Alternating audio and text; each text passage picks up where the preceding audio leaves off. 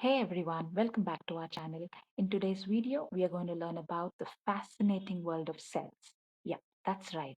Those tiny building blocks of life that are super important for everything that happens inside us and other living organisms. If you are in grade 8, this chapter is crucial. So let's break it down together and make sure it's fun and easy to understand. Before we jump into today's science lesson, here are our learning objectives. By the end of this lesson, you should be able to define cells and differentiate between eukaryotic and prokaryotic cells, name the key organelles in a cell and describe the functions of each organelle, differentiate between an animal cell and a plant cell. Let's go back in time to the year 1665, over 350 years ago. A scientist named Robert Hooke was peering through one of the earliest microscopes, observing a very thin slice of cork, the material that comes from tree bark. As he looked closely, he saw something fascinating, a pattern of tiny box like structures.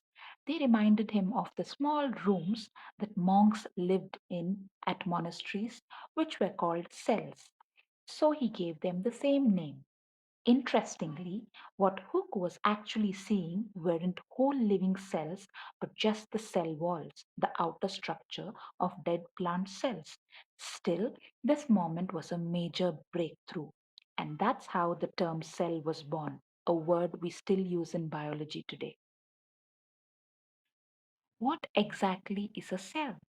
Well, cells are the smallest units of life that make up every living thing from plants to animals to tiny bacteria. Cells work like little factories, each performing specific jobs to keep the organism alive and healthy. But not all cells are the same. Some are simple, like bacterial cells, while others are more complex, like human cells. Types of cells. There are two main types of cells, prokaryotic and eukaryotic. Prokaryotic cells are the simpler ones like bacteria. They don't have a nucleus and membrane bound organelles. On the other hand, eukaryotic cells are more complex like the ones in plants and animals, and they have a membrane bound nucleus and organelles. Now let's break down the main parts of a cell. First, we have the cell membrane. Think of it as a cell's gatekeeper.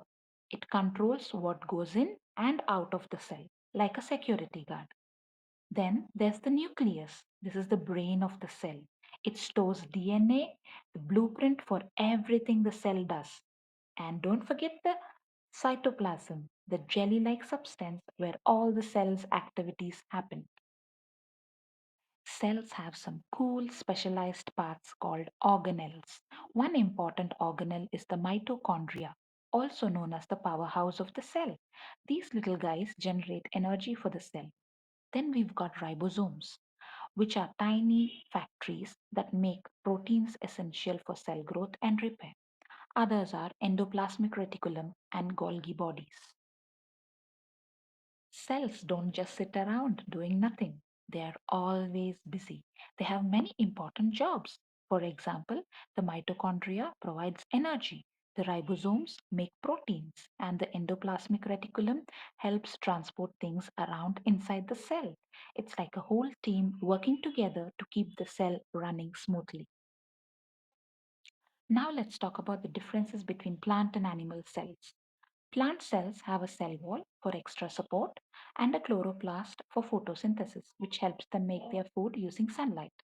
Animal cells, on the other hand, don't have a cell wall or chloroplast, but they have more flexible shapes and specialized features like lysosomes for digestion. Importance of cells.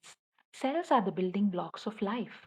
When they work together, they form tissues, organs, organ systems, and even whole organisms. Each cell, no matter how small, plays a vital role in making sure everything works properly. Without cells, there would be no life as we know it. Key takeaways or summary. The cell is a structural and functional unit of life. All living organisms are made up of cells. Some organisms, like bacteria or amoeba, are unicellular, that means made up of one cell, while others, like humans, plants, are multicellular, meaning made up of many cells. Robert Hooke in the year 1665 discovered cells. Plant cells and animal cells differ slightly. Plant cells have a cell wall, chloroplast, and a large vacuole. Animal cells lack a cell wall and chloroplast and have small vacuoles. Cell membrane. It's a thin outer layer that controls entry and exit of substances. Cytoplasm, a jelly-like fluid where cell organelles are found. Nucleus, control center of the cell, contains chromosomes made of DNA. Levels of organization: cells, tissues, organs, organ systems, and organisms. All right, that's a wrap on today's lesson about cells. To sum it up, cells are the tiny, hard-working units of life with different parts that help them do all kinds of important jobs. Whether they're making energy, building proteins, or helping you grow, cells are always on the move. If you enjoyed the video, don't forget to like, subscribe, and comment with any questions. Catch you in the next one.